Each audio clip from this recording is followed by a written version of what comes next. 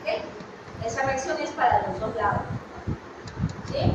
¿Qué más? ¿Qué más podemos secretar? También potasio, algunas drogas, ácido úrico, creatinina. ¿Okay? Estos son los elementos que vamos a poder secretar. ¿Okay? A nivel de asa de Henle, vamos a tener la actividad de la absorción, de la reabsorción de agua y la de solubles. Recuerden que la rama descendente es permeable al agua y la ascendente es impermeable al agua. Túbulo contorneado distal, que también juega un papel importante para la reabsorción de algunos minerales, fósforo, calcio y también mediado por algunas hormonas. ¿Okay? A nivel del túbulo colector, ¿qué tenemos? La reabsorción principalmente de agua, pero acá está mediada ¿por quién? Por ADH, ¿sí? Por ADH principalmente. Y la reabsorción de sodio, de excreción de potasio, y por ende también agua, que está mediada por aldosterona. ¿Okay? Y vamos a ver los efectos de las hormonas. Bienvenidos. ¿Qué vamos a ver? Funciones básicas del riñón. A ver.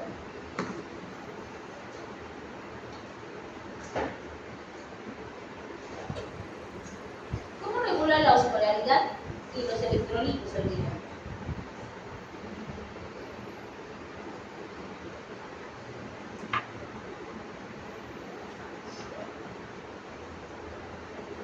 Recuerden que aquí vamos a estar manejando mucho lo que es el manejo, la reabsorción y la secreción de lo que son los electrolitos. De acuerdo a la cantidad que va a haber, digamos, estos se van a ir manejando, se van a excretar más o se van a reabsorber más, de acuerdo a las necesidades también que va a tener el cuerpo. ¿Okay? Control del líquido corporal, eso es básico. ¿Por qué? Porque recuerden en fisiología la regulación que va a haber de la tasa de filtración glomerular está relacionado con la presión arterial también. ¿Okay? Producción de eritropoyetina. ¿Para qué sirve la eritropoyetina?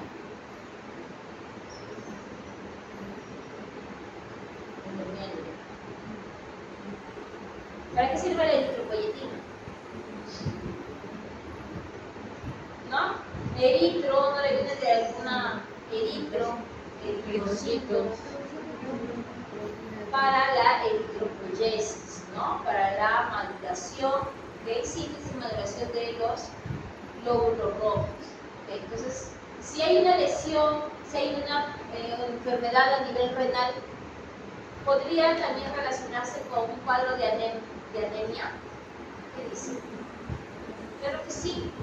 Pacientes que tienen problemas renales están relacionados con qué?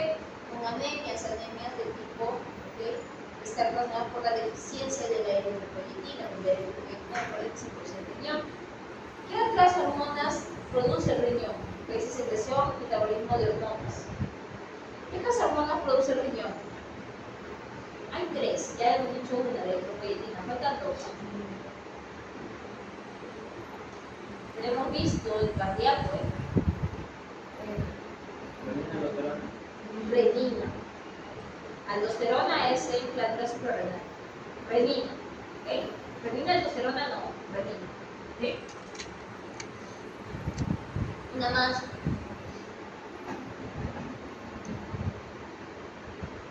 ¿No? Vitamina D. ¿Okay? La vitamina D. Aquí en el riñón se da la segunda hidroxilación de la vitamina D. Por eso aquí se produce la 1,25 dihidroxicolecalciferol, aquí se produce. ¿Okay? Y si no hay esa segunda hidroxilación, esa vitamina no va a ser activa. ¿Okay? Entonces es importante aquí también decir, ¿pero para qué la vitamina D?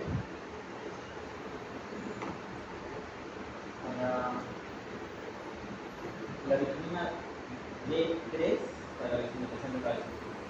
Claro. ¿Okay? Lo que va a hacer la vitamina D a nivel de lo que es los enterocitos va a ser efectos de tipo canónicos. ¿Okay? Tanto a nivel del núcleo va a estimular la que se activa, ¿okay? genes para que puedan producir más transportadores de calcio, así como la expresión de esos transportadores de calcio a nivel de la membrana bucal del enterodermo. La terminal es básica para la absorción de calcio, por eso siempre se recomienda vitamina D y calcio a la vez, para que tenga un efecto hipocine. ¿Okay? La gluconeogénesis también se va a producir glucosa a partir de la glucosa, regulación de la presión arterial, el sistema renina y aldosterona, regulación de equilibrio ácido-base por la cantidad de anhidrasa carbónica para producir bicarbonato y evitar hidrogenólisis. Obviamente, y expresión de sustancias tóxicas. Bastante importante nuestro riñón. ¿Okay? Recordemos que aquí, ¿qué cosa va a pasar? Va a llegar, ¿cuánto? Casi el 20-25% del gasto cardíaco total. ¿Okay? Importante. ¿Qué tenemos? ¿Okay? Aquí recuerden, esto es la arteriola aferente, glomérulo, se infiltra, este es el hiperfiltrado, luego el torneo proximal, asa de Henle, rama descendente, rama ascendente, vínculo contorneado distal, y aquí es el túbulo colector. ¿Qué vamos a tener aquí? Aquí en esta parte vamos a tener ya la formación de lo que sería la órbita. ¿Okay? Ahora, en cada uno de estos segmentos vamos a tener ¿qué cosa? Procesos de absorción, como va a ser el túbulo contorneado proximal, ¿okay? También eventos de excreción, ¿okay? Aquí, ¿okay? O secreción, para que formen luego lo que es la orina. ¿Okay? Ahora, ¿de qué va a depender que una orina esté muy concentrada o poco concentrada?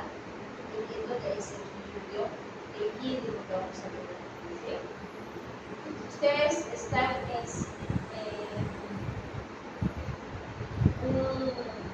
en un proceso de restricción hídrica, es decir, que no toman agua. ¿Cómo será su orina?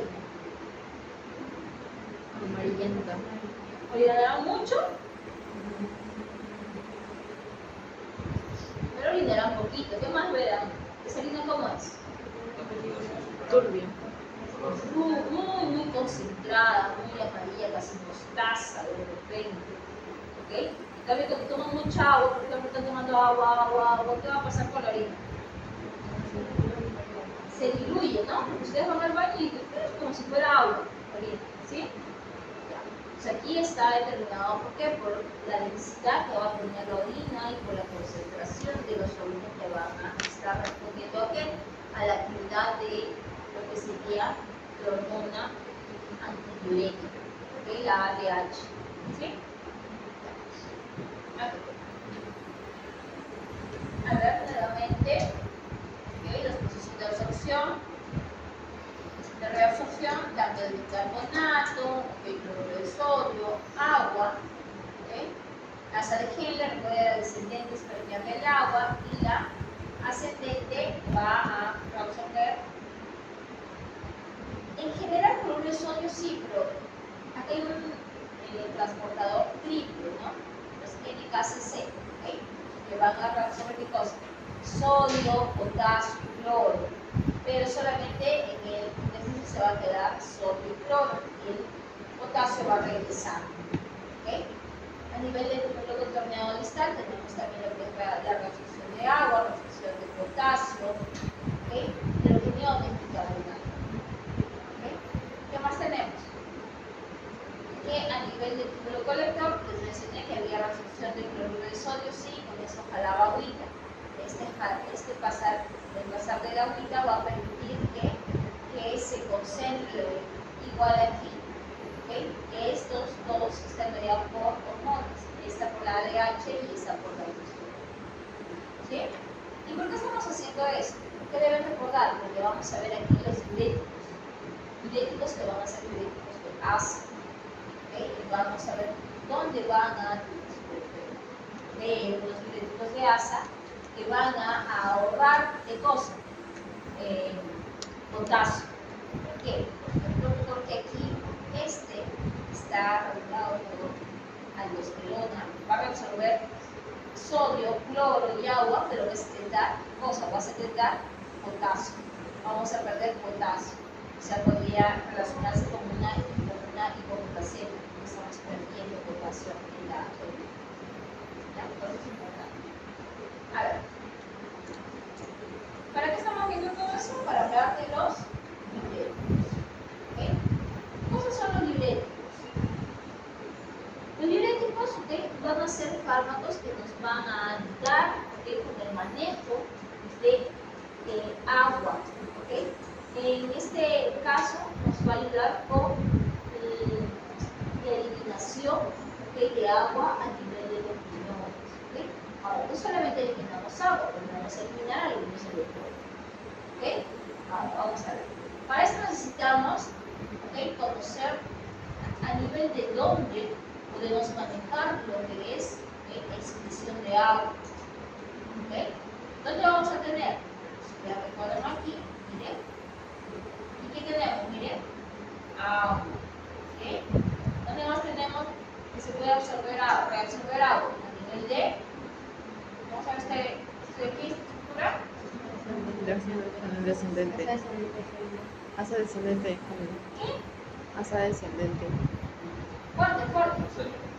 Asa de genio, fuerte, sin miedo. Si yo no acá se equivoco. Muchos solamente asa de genio. En cualquiera de las ramas, en ambas ramas es permeable agua. Solamente la descendente. ¿Okay? ¿Qué más? ¿Dónde más podemos absorber agua? Túbulo conterneado distal. ¿Dónde más podemos absorber agua? Túbulo volutor. ¿Okay? Obviamente cada uno por diferentes mecanismos. ¿Sí? Recuerden que aquí ADH va a absorber agua, pero mediante el proceso de acuaporinas, incrementando la expresión de acuaporinas. ¿Qué son acuaporinas? Son proteínas, son poros que van a dejar pasar el agua. Es por eso que se dividen, ¿okay?, porque son algunos diuréticos. ¿Okay? Vamos a ver que los mecanismos tubulares de transporte van a estar dados en el túbulo proximal, túbulo conterneado distal, túbulo colector y asa de genio. Así es, en esos tres vamos a dividir el efecto de los diuréticos. ¿Sí? A ver, tenemos, ¿okay?, un diurético que va a tener efecto sobre el túbulo proximal. Túbulo proximal. ¿Cuál es el túbulo proximal? El primerito, ¿no? ¿Puede primero? Tiene el túbulo contorneado proximal. ¿Okay? Aquí van a trabajar ¿quién? Los inhibidores de la anidrasa carbónica. ¿Okay? Y ustedes dirán, ¿y qué va a hacer esto? ¿Cómo me va a ayudar este inhibidor de anidrasa carbónica? ¿Cómo creen que va a ayudar este inhibidor de anidrasa carbónica?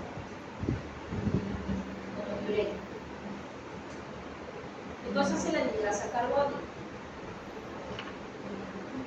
Hace ratito les enseñé algo de la anidrasa carbónica, ¿sí? Forma de ácido carbónico. Claro, va a unirse a el CO2 que va a producir ácido carbónico y luego producirá cosa, bicarbonato de hidrógeno. ¿Ok? Entonces aquí lo que vamos a ver es que no se va a ocupar, no se va a usar esta agua. ¿Okay? Entonces de esa manera estamos manejando agua a este nivel. ¿Okay? Y un ejemplo de estos inhibidores de la anidrasa carbónica es la acetazolamida. ¿Okay? ¿Qué más? A nivel de la asa de Henle debe haber un diurético que se llama diurético de asa. ¿Okay? Para que sea fácil, en vez de asa de Henle, diurético de asa. Así que suena más que fuerte. ¿Okay? ¿Qué cosa va a hacer a este nivel? Va a tratar de regular esta absorción de agua que se da a nivel de hacer un túbulo, ¿okay?, en la rama descendente, donde se va a absorber el agua. ¿Sí? Aquí tenemos a nuestra clásica de diurético, que la vemos mucho, que va a ser la furosemida. ¿Okay? La furosemida que se usa, yo siempre he usado furosemida, para el corto tiempo de menores, furosemida es lo que se usaba regularmente. ¿Okay? ¿Qué más tenemos? La brometamina, ¿okay?, que también es un diurético de asa, que vamos a ver. ¿Okay? ¿Cómo es su mecanismo de acción? Tenemos otros diuréticos, ¿okay?, como los presídicos, que van a trabajar a nivel del túbulo contorneado distal. ¿Okay? Y otros al nivel del túbulo colector, que van a ser ahorradores de potasio. ¿Por qué ahorradores de potasio? ¿Por qué? Porque hay algunos de estos diuréticos que van a tener un efecto similar a la aldosterona, y si es similar a la aldosterona, ¿qué va a pasar? Va a excretar, va a secretar ¿qué cosa? Potasio. Necesitamos para eso otro fármaco que nos ayude a ahorrar ese potasio. ¿Okay? Por eso para este tipo de diurético tenemos a la espironolactona, que nos va a ahorrar. Esta espironolactona, si ustedes recuerdan, estaba relacionado con quién? Uno de los fármacos que eran del tipo cardiotónicos, ¿sí?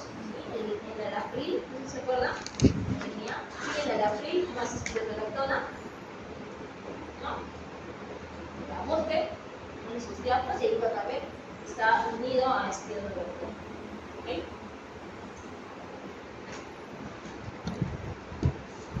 ¿En qué caso puedo usar diuréticos?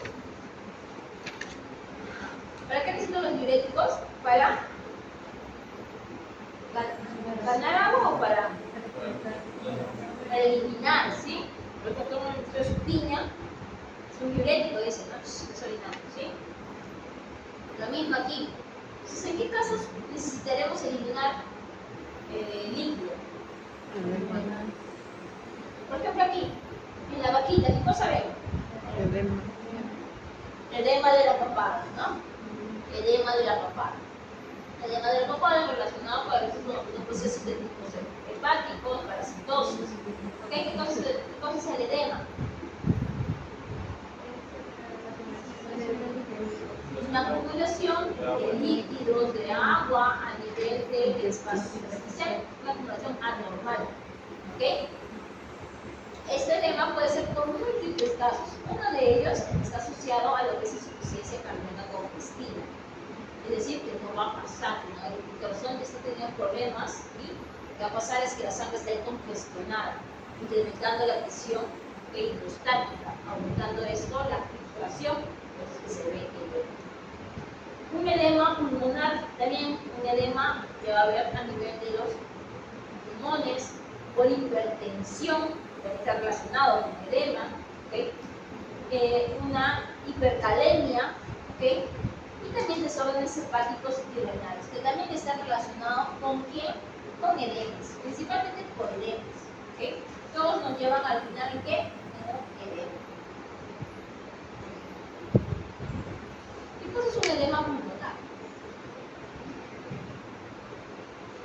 El edema, como ustedes deben recordar, van a haber edemas que van a estar relacionados con lo que es la acumulación de líquido, como su compañera, en el espacio intersticial. ¿Okay? En los pulmones, lo que vamos a ver es que este líquido va a estar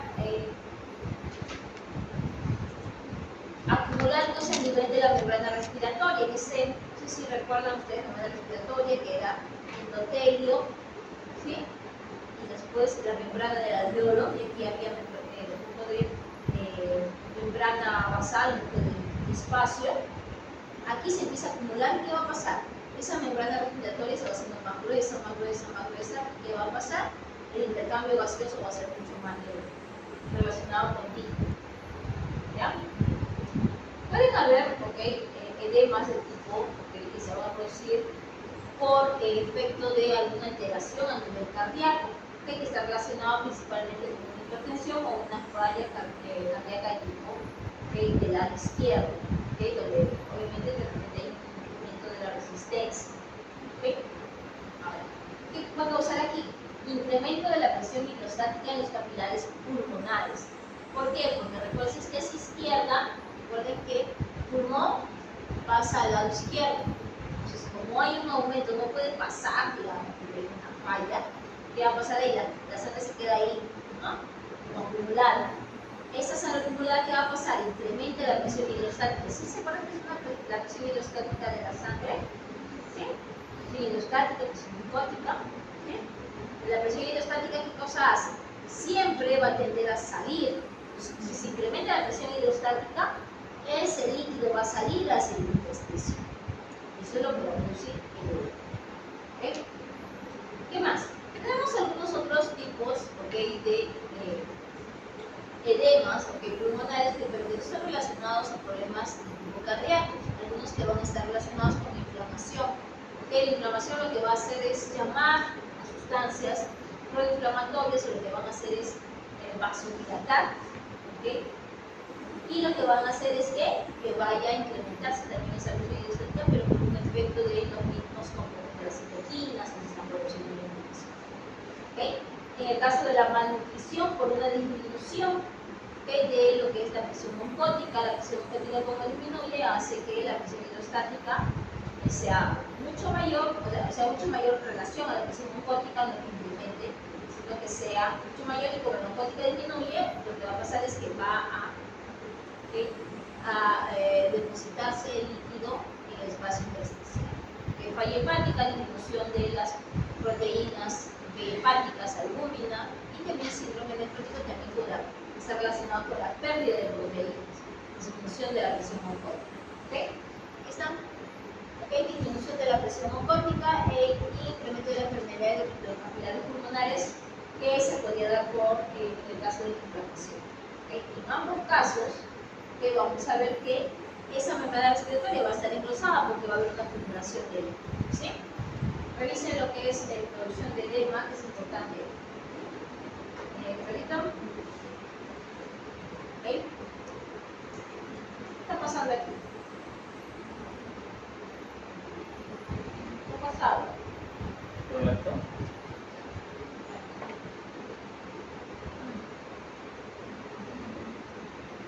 ¿Qué pasó? Una presión intraocular.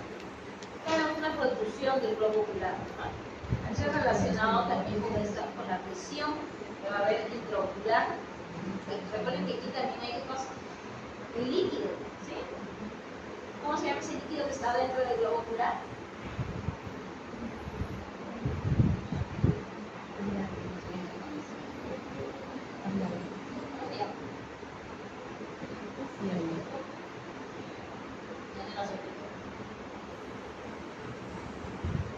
¿No? Tengan chorrito también en tu vista. ¿No? ¿Un golpito?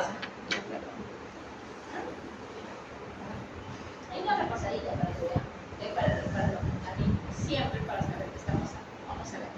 Porque hay un incremento de esto. Vamos a ver ahora, ¿okay?, lo que son estos diuréticos, pero que están relacionados ¿con qué?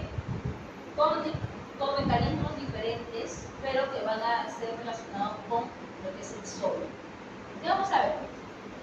El nivel del túbulo contorneo proximal, ¿okay?, van a haber inhibidores de la anhidrasa carbónica, ya hemos hablado, ¿sí? ¿Qué cosa va a pasar aquí? La reabsorción tanto de sodio y bicarbonato van a estar en qué cosa? Si sodio queda aquí en el espacio, ¿qué vamos a tener? Es jala. Recuerden que sodio es qué cosa? Osmóticamente activo. El sodio siempre está con el agua. ¿Okay? ¿Qué más? La furosemida es un diurético de asa, porque va a trabajar aquí a nivel de los transportadores. Estos transportadores de los tres iones, sodio, cloro y potasio. Va a tener un efecto, ¿para qué? Para que no se reabsorba el sodio y que quede aquí y que se incremente. ¿Sí? ¿Qué más vamos a tener? Tenemos más diuréticos que están relacionados con esta no actividad o la no reabsorción de sodio para que quede en el espacio los diacídicos que van a tener también ese efecto inhibidor. ¿Qué más teníamos? ¿Recuerdan de la espironolactona? Hablábamos que la espironolactona, ¿qué cosa era? Un ahorrador de potasio, ¿sí? Como era ahorrador de potasio, ¿qué va a hacer? Va a tener un efecto antagónico a la aldosterona. La aldosterona que hacía, tomaba sodio, ¿okay?, o de cloro, y excretaba o secretaba potasio. ¿Okay? Como va a tener un efecto antagonista, la espironolactona va a hacer lo contrario. vamos a tener que también vamos a estar inhibiendo los canales de sodio que van a haber para no reabsorber agua. ¿Sí? Ahora, ¿qué tenemos aquí? ¿Qué pasará si es que yo no reabsorbo suficiente sodio, cloro y sodio? Miren, aquí la relación es la absorción de sodio y cloro disminuida. ¿Okay? ¿Qué va a pasar con la absorción de agua? Disminuida. ¿Okay? ¿Y esto qué va a traer sobre el volumen que se está eliminando? ¿Qué pasa si yo reabsorbo poca agua? ¿Qué va a pasar con la orina? ¿Qué va a pasar con el agua que estoy eliminando? ¿Va a incrementarse o disminuirse? Disminuye la orina. Si le coloco un diurético, ¿qué va a pasar con la orina? Y me dicen que la piña es diurética. ¿Qué pasa si tomo piña? Voy mucho más al baño, estoy eliminando más. Los diuréticos, ¿qué van a hacer? Al incrementar la concentración de sodio a nivel de los túbulos, es decir, disminuir su reabsorción, lo que estoy haciendo es que se va a reabsorber menos agua, por ende se va a eliminar más agua. Por ende, el volumen que se va a eliminar va a ser mayor, va a haber una mayor cantidad de volumen. ¿Sí? A ver, vamos a seguir. Vamos a hablar acerca de este bloqueo de la reabsorción de sodio. Vamos a tener aquí una clasificación de acuerdo a la potencia que va a tener, estos fármacos, desde una potencia máxima hacia una eficacia más baja. ¿Sí? Vamos a tener que la eficacia máxima está relacionado con ¿quién? Con los diuréticos de ácido. Entonces tengo un proceso bastante grande, grave de edema de repente. Lo primero que utilizaré puede ser una furosemida porque su efecto va a ser bastante grande. Algunos dicen hay que tener cuidado, ¿no? Porque puedo matarlo si yo lo coloco un diurético muy potente. Hay que tener en cuenta que también el tiempo de vida, cuánto tiempo va a tener efecto la furosemida. Eso chequéenlo para que vean que a veces no debemos tener tanto miedo de esto. ¿Qué más? Los que son de eficacia media, que son los diuréticos diacídicos, están relacionados con lo que es la inhibición a nivel del flujo contaminado de distal. Aquí vamos a ver que la tiacida va a ser muy importante también, obviamente bloqueando lo que es la actividad o la reabsorción de sodio. Y los que son un poquito menos eficaces o que de eficacia ligera son, por ejemplo, la spironolactona, la amilorida, que están relacionados con ¿qué? Con inhibidores, ¿se acuerdan? De la aldosterona, que se llaman ahorradores de potasio, y los inhibidores de la anhidrasa carbónica, que estaban relacionados con el nivel del fluido contorneado próximo. Recuerden que los ahorradores de potasio están a nivel del fluido contorneado distal, al final.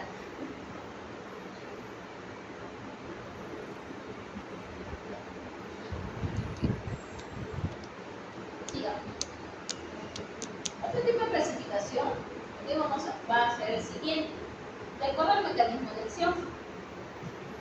Hay algunos diuréticos que van a ser específicos, van a ser enzimáticos, es decir, van a activar o van a inactivar alguna enzima, unos que están relacionados al transporte y otros que son de tipo hormonales.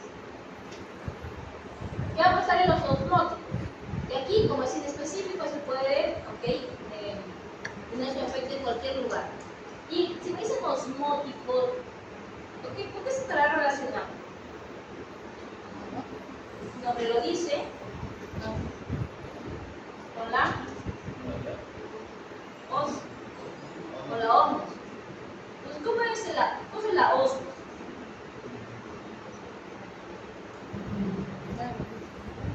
¿No? ¿Se acuerdan? ¿No? ¿Qué cosa será? ¿Movimiento de algo? De solutos. ¿Te acuerdan? Era la práctica que tenía. Le ponía, ¿se acuerdan? Cloruro de sodio, 0.87, 0.60 y 1.40, 0.100. Sigue la de concentración. ¿Perdón? Sigue la de concentración. ¿Pero quién se mueve? El agua. Lo que es la ósmosis es ese movimiento de agua que va a haber a través de la membrana para simplificar el concepto. ¿Qué va a pasar? Siempre les decía a los chicos cuando hablamos de ósmosis que el agua es como si fuera, bueno, un río dibujito, ¿no? Antes que se llamaba Galo y Cooper, ¿se acuerdan? ¿Bien? Entonces, el agua es como Galo, ¿ok? ¿Bien? Entonces, ¿qué cosa va a hacer?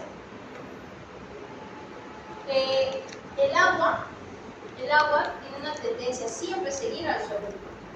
No, mejor que el agua sea poca y el soluto que sea Galo. Entonces, donde hay más Galo, ahí va a ir poca. ¿Qué quiere decir? Donde hay más concentración de soluto, ahí va a ir el agua. Entonces, ¿qué es lo que está tratando de hacer estos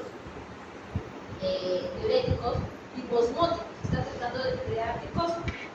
Un incremento de la concentración osmótica. Por eso es que le ponen una glucosa hipertónica. Entonces, si hay una glucosa hipertónica, por ejemplo, a nivel, pongamos por ejemplo solamente sanguíneo, ¿qué pasará? ¿Hacia dónde irá el agua?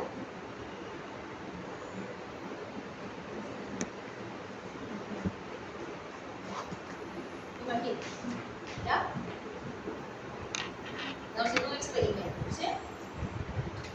Acá yo le voy a colocar una glucosa hipertónica, ¿ok?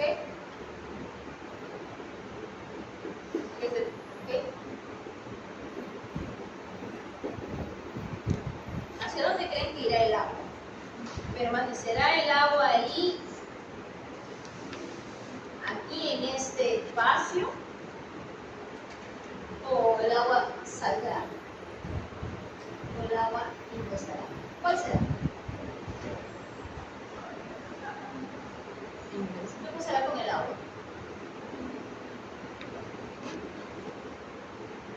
Esa es una solución hipertónica. ¿Qué quiere decir? Que ha incrementado la concentración. Entonces, ¿hacia dónde va el agua siempre? Hacia donde hay mayor concentración, que siempre sigue al soluto. El agua siempre sigue al soluto. Entonces, ¿qué va a causar es qué? Que el agua va a salir. ¿Y va a salir de dónde? Del espacio intersticial, posiblemente. Pero va a salir de cualquier espacio intersticial, ¿eh? ¿Okay? Por ejemplo, si yo tengo un edema de la papada, ¿okay? Y me inyectan algo, me van a poder sacar de repente, ¿okay? El líquido del espacio intersticial de alguna otra parte. Por eso hay que considerar, ¿okay? Inespecífico. ¿Cuándo lo utiliza? Podrían utilizarlo, por ejemplo, de manera oral. ¿Ya? Entonces, recuerden siempre, los osmóticos siempre van a estar utilizando lo que es la ósmosis. Y la ósmosis está regulada ¿por qué?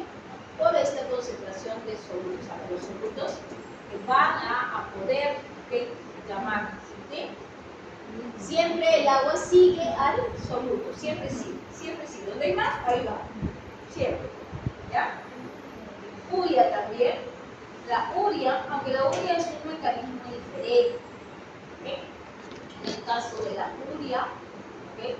Vamos a ver que la uria podría atravesar, ¿okay? Aquí, porque si tuviera sus transportadores, dependiendo de quién. Entonces lo que va a pasar la uria es que va a llamar agua osmóticamente, lo mismo que la dice. ¿Okay? Entonces esos serían los osmóticos. En el caso de los enzimáticos, ¿qué son enzimas? Entonces recuerdo de los fármacos que he visto, ¿cuáles eran enzimáticos? ¿Cuál era una enzima? La litrasa carbónica era una enzima. ¿Por qué? Porque era la que catalizaba la conversión del agua más CO2 se vuelve ácido carbónico. Por eso los inhibidores de la hidrasa carbónica, ¿okay?, van a ser considerados por encima. Los de transporte, ¿okay?, que está relacionado con qué? Con, por ejemplo, la furosemida, que es un diurético de ácido, ¿se acuerdan? Las tiazidas, ¿okay?, que van a ser en esta parte ese grupo de fármacos que van a estar relacionados con este fármaco. Y los hormonales, que recuerden que la espironolactona es el inhibidor que inhibe, ¿cosa qué? A la aldosterona, ¿sí? ¿Se acuerdan? Porque la espironolactona, ¿qué cosa era? Un ahorrador de potasio. ¿Sí? Vamos a ver. Aquí tenemos, ¿ok?, diuréticos osmóticos, ¿ok?, filtrado libremente, el glomérulo muy poca o nula reabsorción. Entonces, como no se reabsorbe, si se toma de manera oral, te va a causar diarreas. ¿Por qué? Porque va a estar jalando agua.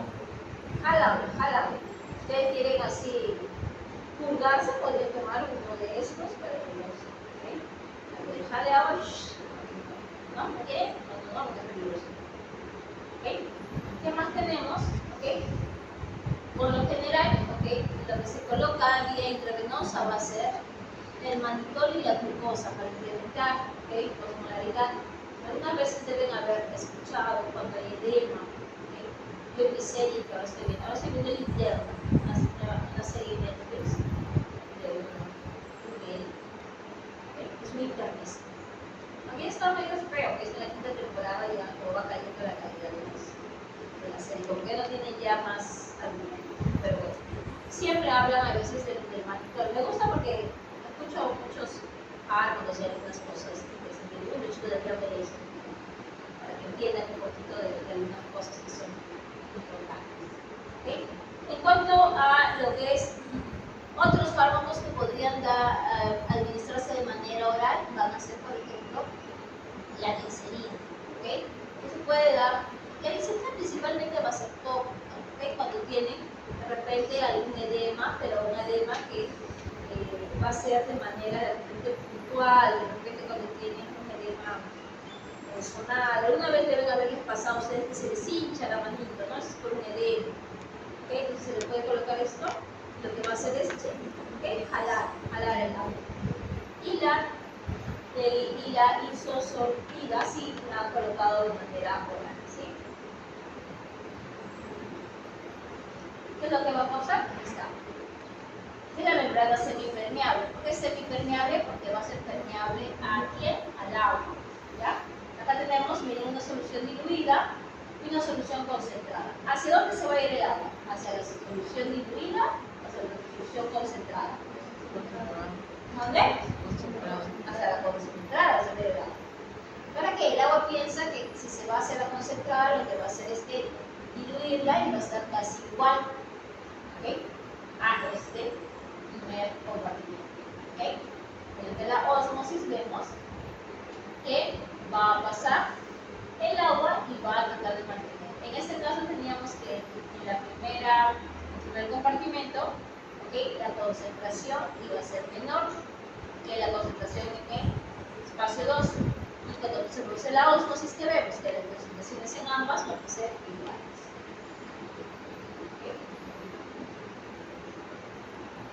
¿Okay? Aquí tenemos, ¿okay?, esto sería, ¿okay?, el epitelio, ¿okay?, que sería parte del túbulo. ¿Ya?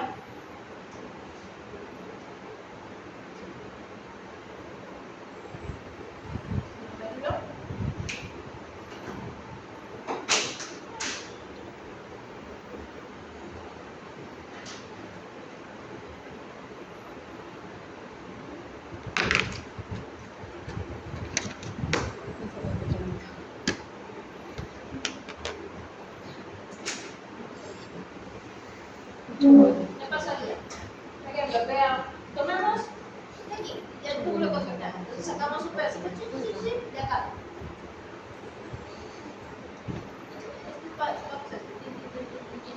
Lo ponemos aquí, adelante. Y aquí está. Esto es parte de la pared, ¿ok? es el lumen tubular, es decir, aquí lo que está, ¿ok? Pasando el ultrafiltrado es del intersticio. Entonces, ¿qué va a pasar? Al administrarle un diurético osmótico, ¿qué vamos a ver? Que la osmolaridad a nivel del lumen tubular, ¿qué cosa va a darse? Va a incrementarse. Entonces, como se incrementa en relación a el epitelio, ¿okay? Lo que va a pasar es que el agua va a pasar aquí, ¿okay? Y luego vamos a ver que el intersticio, el epitelio, como este va a estar con menos agua, este va a estar más concentrado que este, el agua va a pasar, vamos a dar el intersticio a esta célula epitelial y aquí va a pasar hacia el túbulo, ¿okay? Y va a salir. ¿Sí? ¿No? ¿Más o menos? ¿Sí? Ya. ¿Sí? Eso vamos a ver. ¿No? Ya está. Entonces, ¿por qué? Porque está incrementando la osmolaridad. ¿Okay? Como es mayor, ¿qué va a hacer? El agua siempre va a ir hacia donde hay mayor concentración. De esta manera, estoy eliminando más orina, estoy teniendo más agua. Ese exceso que está bien, ¿okay? Que se está acumulando. ¿Dónde estaría acumulado? Por ejemplo, a nivel del intersticio. ¿Sí? Ya. Ahora, ¿cuándo colocaría un diurético osmótico? En cualquier caso, por ejemplo, tengo un edema pulmonar, le pondré un osmótico. No. En el caso de los diuréticos osmóticos, vamos a ver que lo que me interesa aquí es qué cosa. Eliminar lo que es el agua. ¿Okay? Eliminar el agua. Ahora, ¿cuándo quisiera eliminar agua?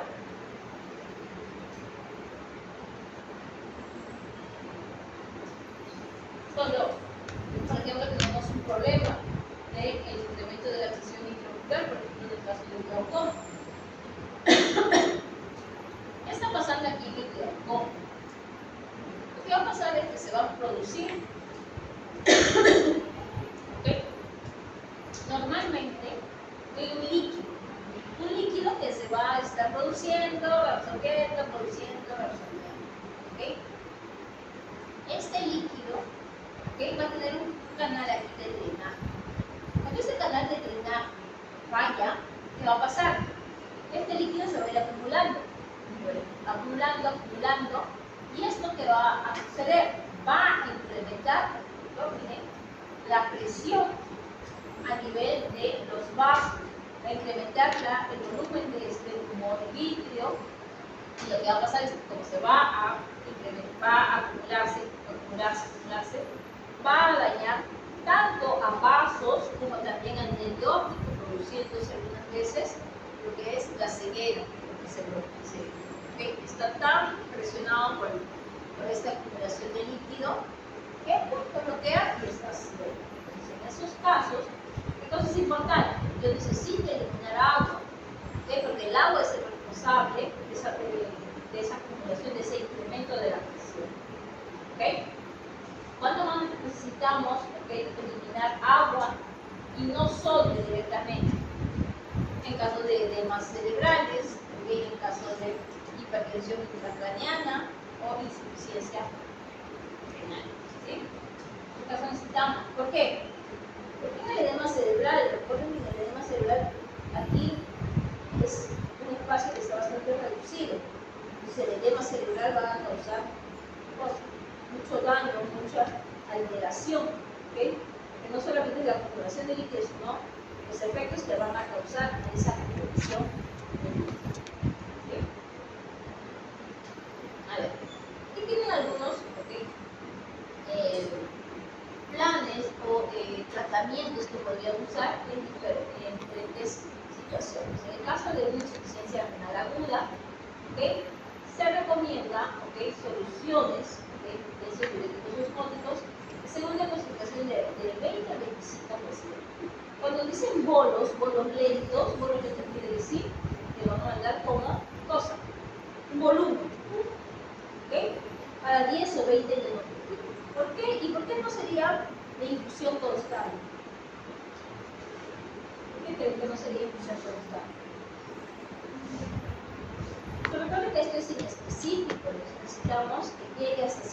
punto y allí que produzca o lo que es jalar el agua por el incremento de la presión abdominal.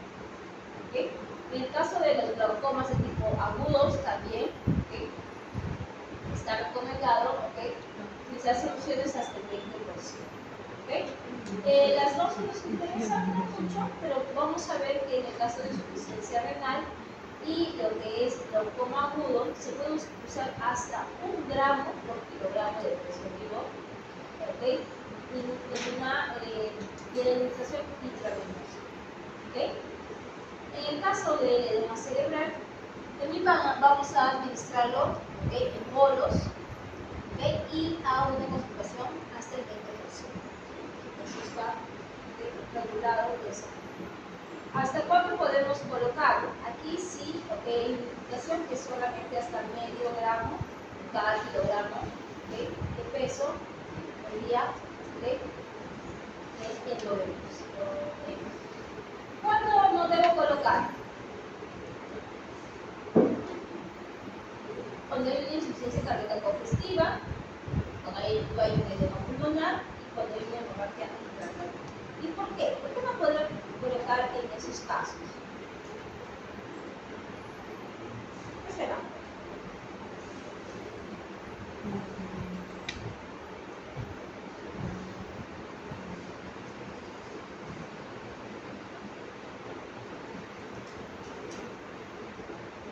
Voy a dejar tarea para que ¿ya? Ahí le pido una pregunta para empezar. ¿Ya? ¿Por qué están contraindicados los diuréticos osmóticos? En casos, podría poner, ¿en qué casos están contraindicados los diuréticos osmóticos? Digo usted la base funcional. ¿O explique qué? ¿Por qué no? ¿Qué? Ya hay una pregunta y una respuesta. Sigamos. ¿Okay? Los diuréticos que afectan las enzimas. ¿Cuál era? Una sola enzima estaba viendo. La anidrasa. Inhibidores de la anidrasa carbónica.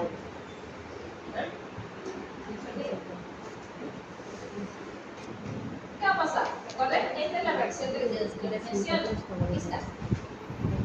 Aquí está el CO2, el agua, y acá está la anhidrasa carbónica. La anhidrasa carbónica, en realidad la anhidrasa carbónica debería estar aquí, porque la anhidrasa carbónica lo que va a catalizar es la producción de ácido carbónico, después hasta bicarbonato.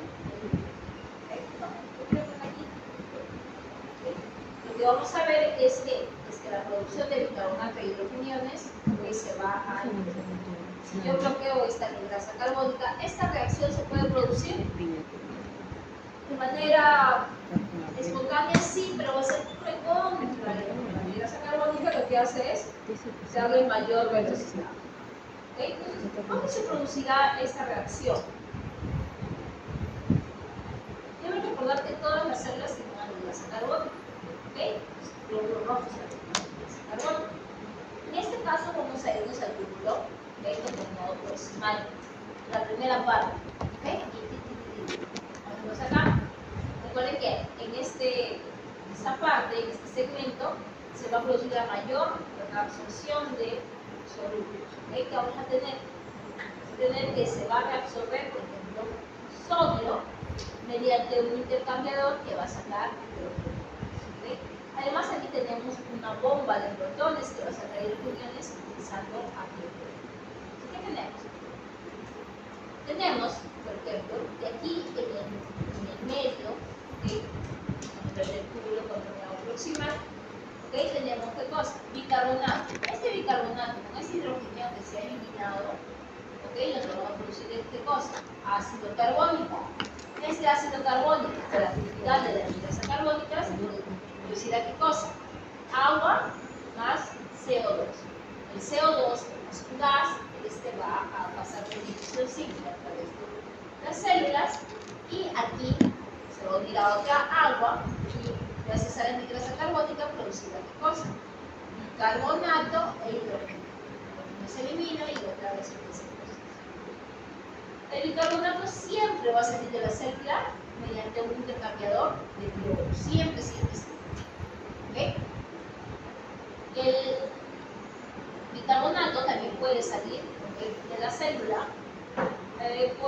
medio de un cotransportador por sodio. ¿Okay? Este sodio está saliendo, un producto de este está ingresando que permitía la salida del producto. ¿Okay? Entonces, una manera de sacarlo es mediante este transportador o la bomba de sodio de potasio. Entonces, ¿qué vamos a ver? ¿Dónde tendría el efecto de este privilegio? Vamos a ver aquí. Miren. Y lo que va a hacer, va a inhibir la actividad de la anhidrasa carbónica a nivel de la membrana apical y a nivel del citosol. Aquí la anhidrasa carbónica va a verse inhibida. ¿Okay? Por medio de estos inhibidores de la anhidrasa carbónica. ¿Sí? ¿Quién es un inhibidor? La acetosolanina. ¿Okay? ¿Qué va a pasar? Si bloqueo o inhibo la anhidrasa carbónica, ¿qué cosa está inhibiendo?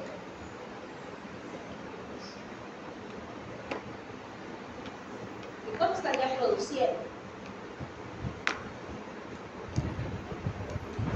La emisión de bicarbonato.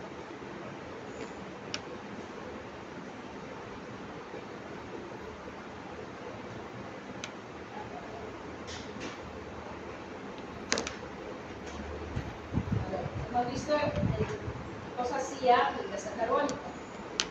Si yo lo inhibo, ¿qué pasaría?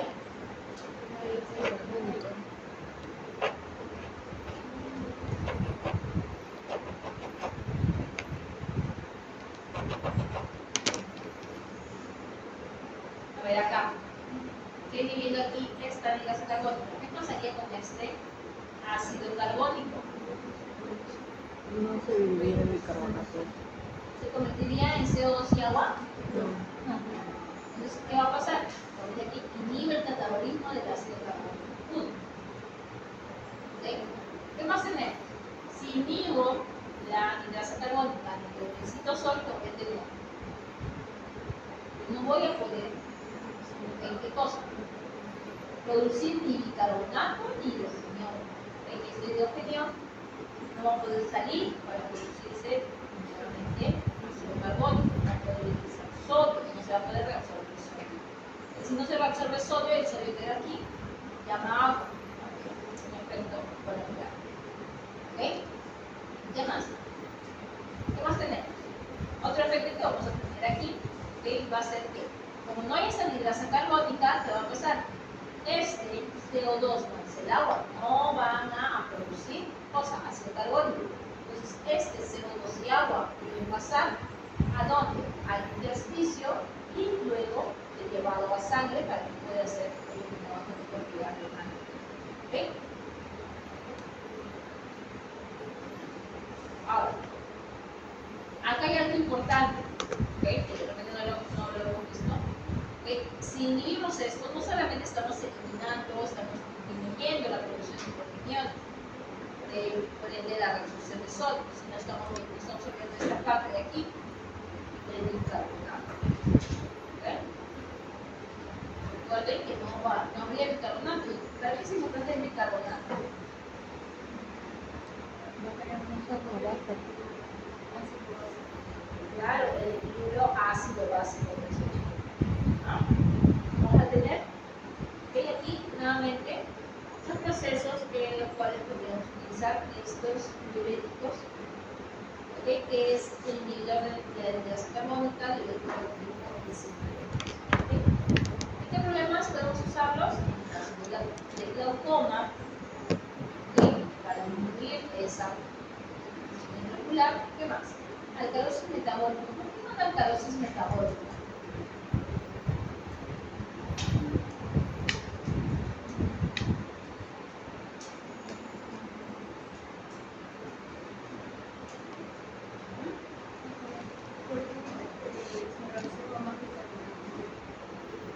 Claro, no se está produciendo más bicarbonato, entonces en el caso de alcalosis metabólica puede utilizarlo por ese elemento de equilibrio ácido-básico. ¿No? Muy bien. Un animal de montaña. Tiene que ver con este proceso. ¿Alguna vez dado a ustedes mal de montaña? El soroche. No, nunca me han viajado sobre.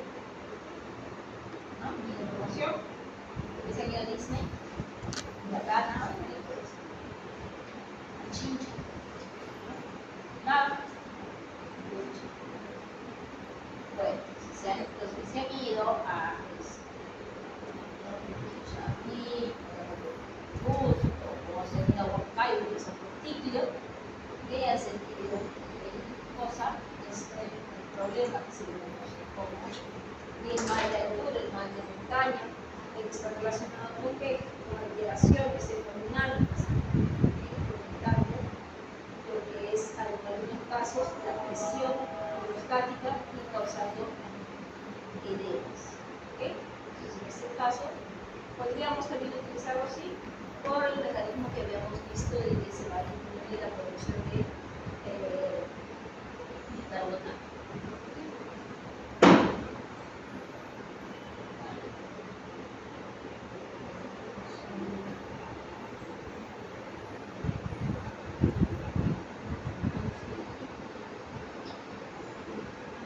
¿Qué cabeza?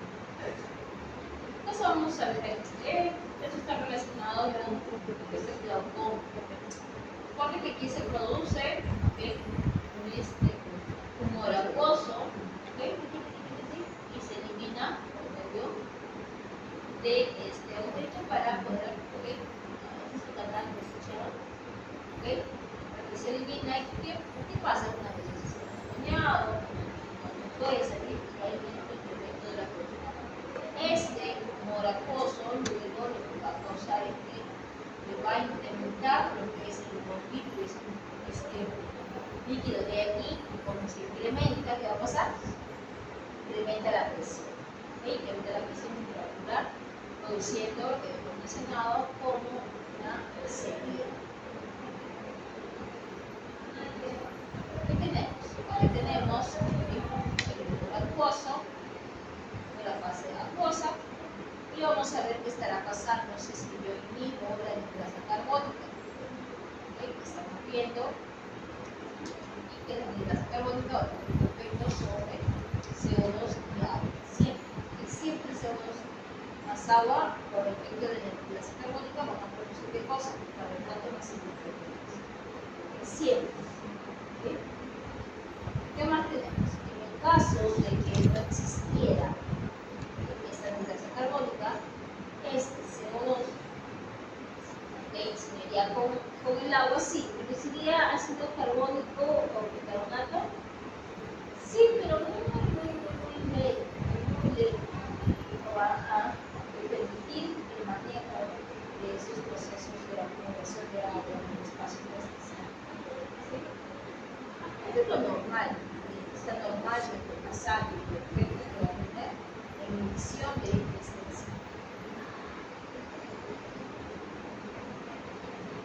¿Qué les recomienda por lo general los turistas, los médicos a estos perritos?